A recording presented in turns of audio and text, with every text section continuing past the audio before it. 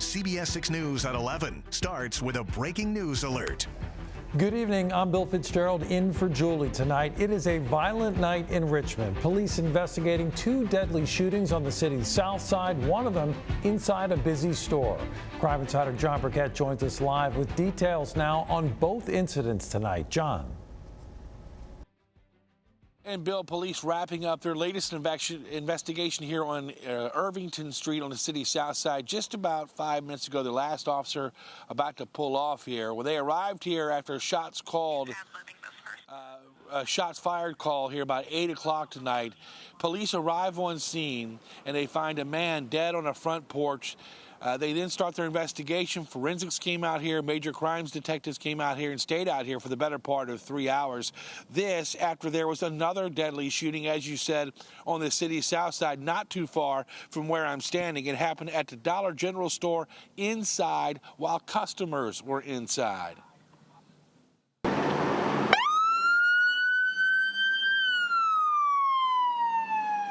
A crowd and chaos outside the South Richmond Dollar General Wednesday night. Police say it was 10 minutes before 5 when they got the 911 call. Officers were called to this business here in the 3300 block of Richmond Highway. For the report came in as a robbery and then as a person shot. Police find a store employee with a gunshot wound. Witnesses walking by say they also saw customers running out of the store. What kind of money do they got at Dollar General? Altarique Gaston shops at this Dollar General and knows the employees. He says they're like family. Real positive guy. We always talked about just life in general and how, the prices of things was going up and how, you had to kind of like squeeze your pennies and stuff. And this particular store was good for our community because a lot of people shop here. Gaston says the sense of sadness he feels looking at this crime scene hits him in his gut. Unfortunate that this had to happen this time of year. It's unfortunate it had to happen, period, but especially this time of the year where families get together and things like that, and it was senseless violence. Whatever happened, for you to kill a store clerk at Dollar General, it was no money involved in there. It's like, it's a dollar store. Forensics collects evidence. Major crimes detectives interview several people inside and outside of the store. A tragedy 12 days before Christmas. With all the people in the area, it could have been worse as well. Getting the person or persons who are responsible for this is obviously of paramount importance, and that's the information that people can give to detectives.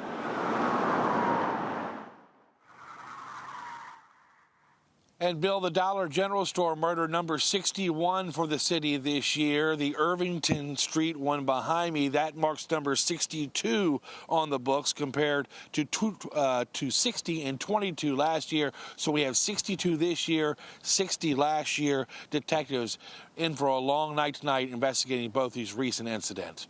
Reporting live on the South Side, John Burkett, CBS 6 News. Thank you, John. And we're learning new details tonight about the deaths of a New Kent father and daughter found in their home last week. Our Maggie Marshall joins us now live from the medical examiner's office in Richmond with more detail. Maggie. Well, Bill, the medical examiner says Gerald Oakley died from a sharp force trauma to his neck and his wrist, but they're still really trying to determine what killed his daughter, Madison Oakley. The New Kent Sheriff's Office was called to this home in the Patriots Landing subdivision Thursday night for a death investigation. Crime Insider sources tell our John Burkett this may have been a murder-suicide. Newly released court documents reveal that a woman returned home from a work trip to find her husband, 63-year-old Gerald Oakley, and 20-year-old daughter Madison Oakley dead. In the document, deputies say the father and the daughter were found in different rooms with different types of physical trauma. The medical examiner is still determining how Madison died, but says Gerald died from a sharp force injury to the neck and wrist. According to the family's obituary, Gerald was a retired golf maintenance supervisor, while Madison was a preschool teacher aide. The New Kent Sheriff's Office is still working to determine what happened and what may have led to this incident. They say no suspects are currently being sought. Now, court documents also showed that there was both physical and electronic items collected from the home. Live here in Richmond, I'm Maggie Marshall, CBS 6 News. Thank you, Maggie. After what they claim was an unintentional omission, VCU police say the number of rapes and other acts of sexual violence that occurred on campus over the past 2 years are actually much higher than first reported. The school's Title IX office found that data it had submitted was not included in the initial report that was published September 29th. VCU police say it launched a thorough review of all the crime data on both VCU campuses and found underreporting of offenses in several categories, including rape, fondling, dating violence, and stalking. The newly released data shows there were 19 on-campus rapes in the 2022 calendar year, but only 3 had been listed in the initial report. And on-campus rapes in residential facilities jumped from 0 in that initial report to 17 in the revised version. VCU police have apologized for the errors, again, which they say were unintentional. State leaders' plan to help students bounce back from pandemic learning loss is getting underway. Our Tyler Lane has an update on the All-In Tutoring Initiative and how school districts here in Central Virginia are each doing things differently.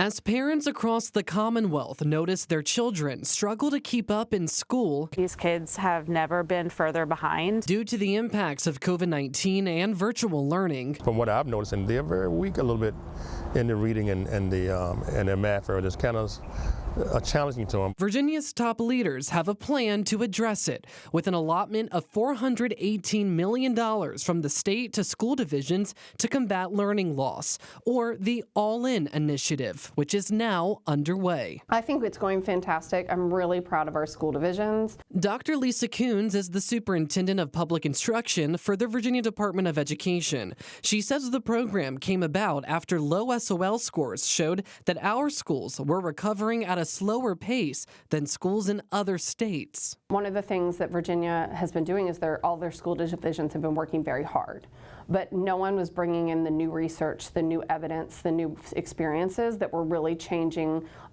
learning recovery for students. All In calls for high-intensity tutoring for failing or at-risk 3rd through 8th grade students in reading and math, which would qualify 50% and 66% of all Virginia students in those subjects.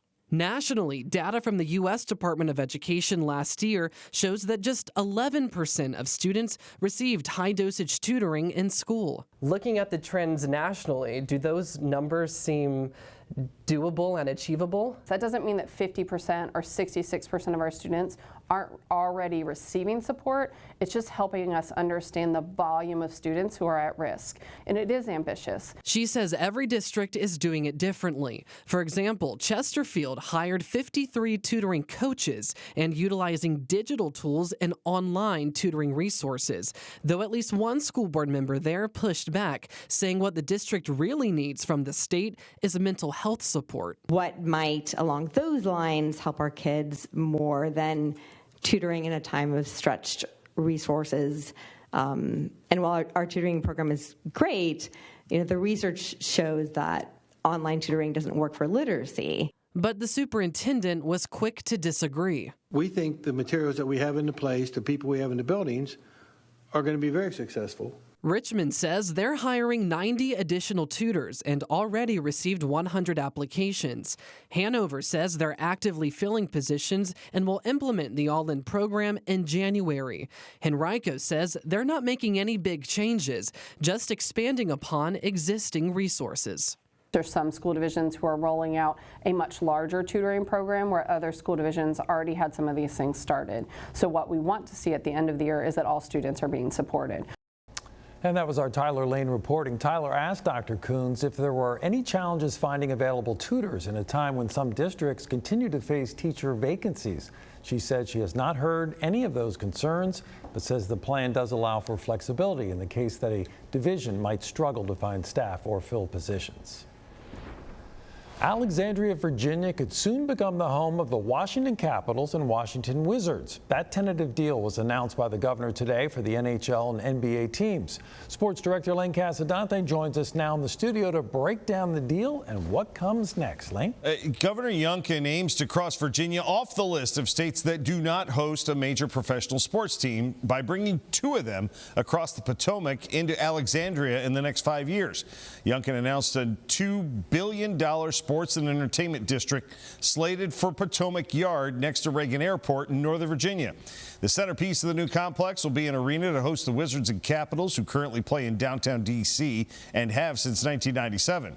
This development will also be the home of Monumental Sports Network, a convention center, performing arts center, as well as hotels and retail space. Youngkin pledges it will also be built without public money, but is projected to be a huge benefit to Virginia's overall economic development. No upfront investment, harnessing the financial horsepower of the future incremental taxes and other revenues, with an estimated $12 billion of economic contribution to Virginia and the city of Alexandria over the coming decades. Governor Youngkin will ask the General Assembly to approve the creation of a Virginia Sports and Entertainment Authority, much like the new group in Henrico County, that can issue bonds. Tax revenue from the new development will go towards paying off those bonds. The new arena and development is expected to be open in 2028. Bill? Exciting stuff. Giving the gift of mobility to children in need. Coming up, see how a Norfolk nonprofit is helping families get that equipment and how you can support their mission. All new at 11. They hear my spirit. I hope they hear my soul. I hope they see the world. I hope they see my joy. Sweet, sweet, sweet Armaya. Do you remember her sweet voice, Armaya Gilchrist? She's the incredible girl from our area who has garnered 15 million views from her motivational videos online. She was on the Jennifer Hudson Show today. See the surprise Armaya and her family received. Zach? Okay, we have had a quiet week. The week will continue to be quiet until the weekend, particularly on Sunday. Another big storm system headed our way. I'll talk more about it when the News at 11 continues.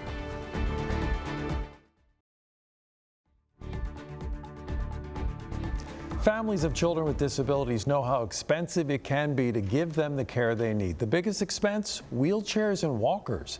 New at 11, Daniel Seda with our sister station in Norfolk explains how one nonprofit is hoping to help alleviate that cost for families. This is Paul Thomas. Go.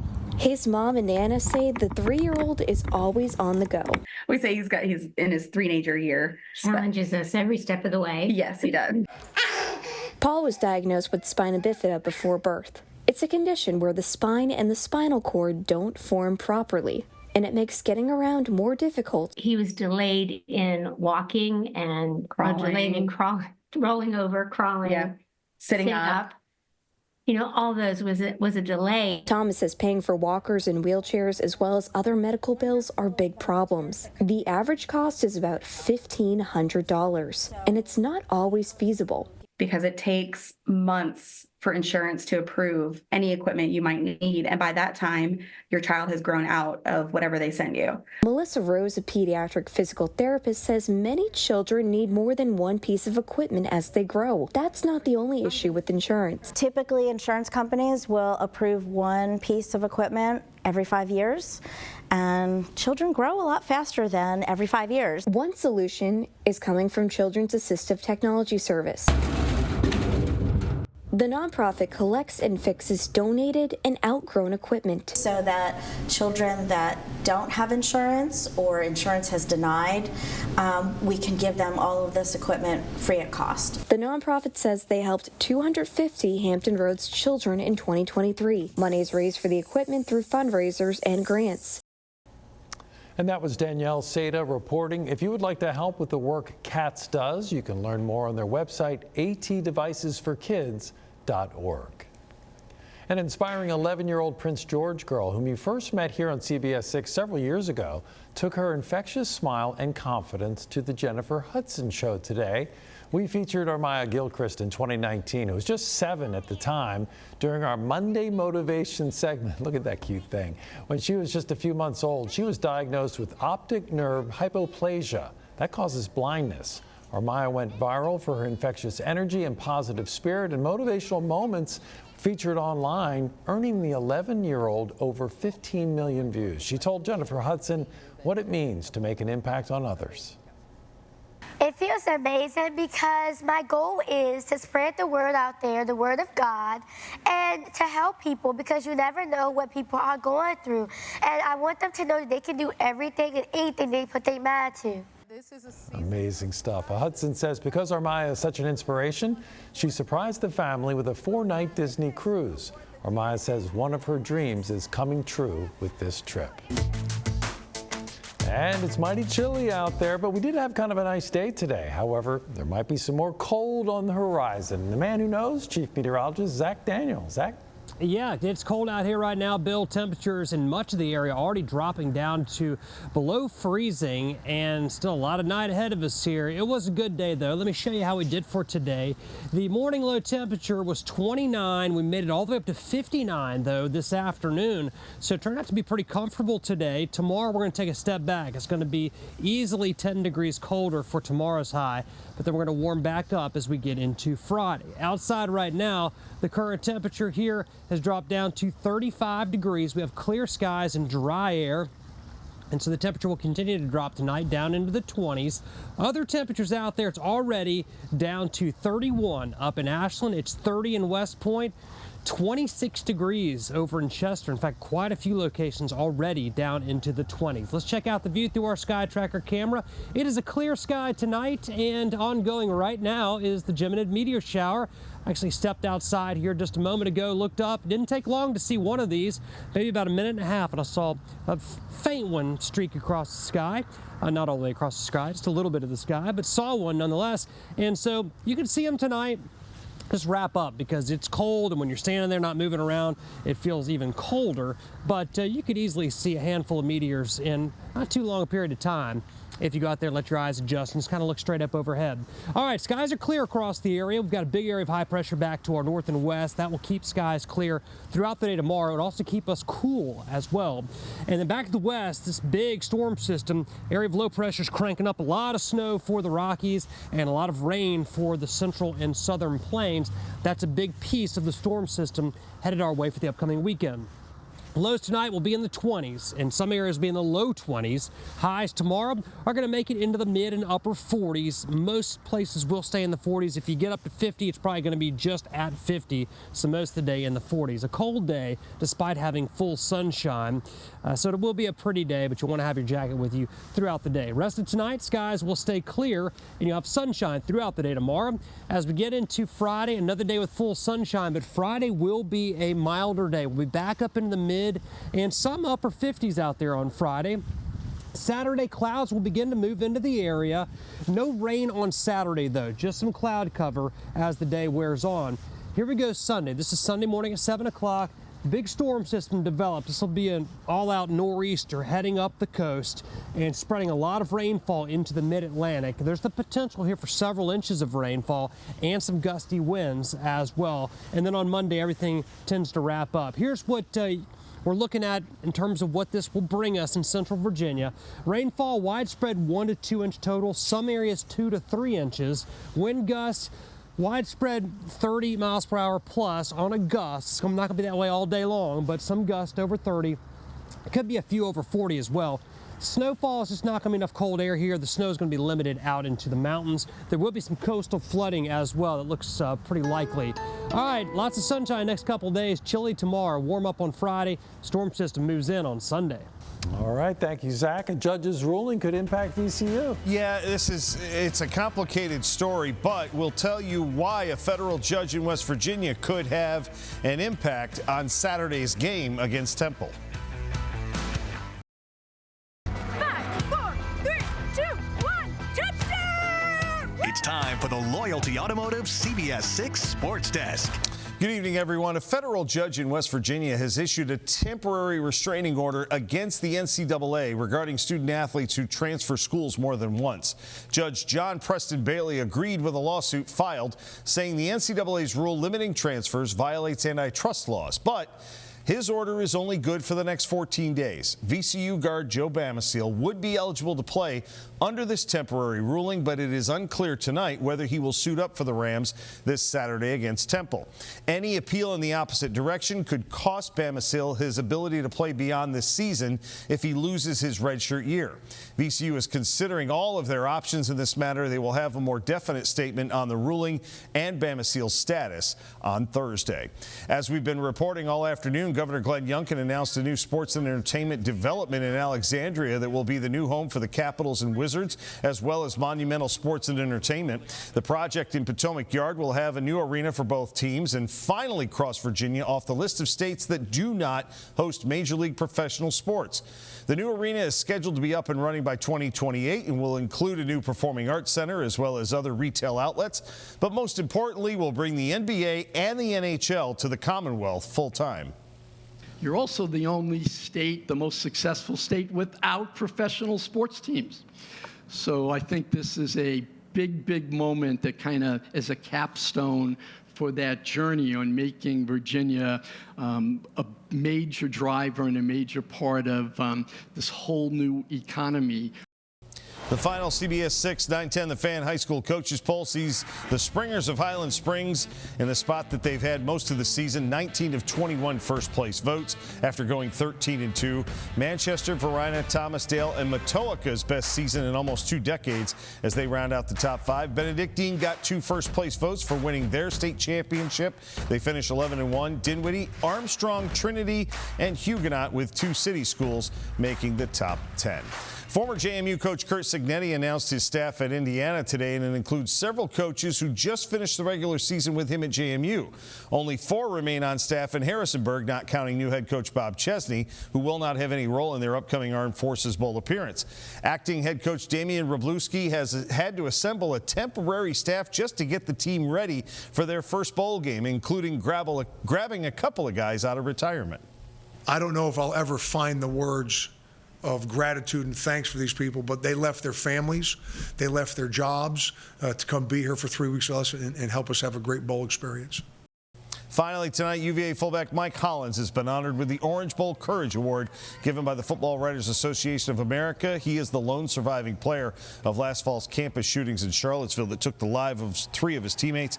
He played in 11 of 12 games, scored 7 times. He was also presented with the ACC's Brian Piccolo Award for courage. That is the latest from the Loyalty Automotive Sports Desk.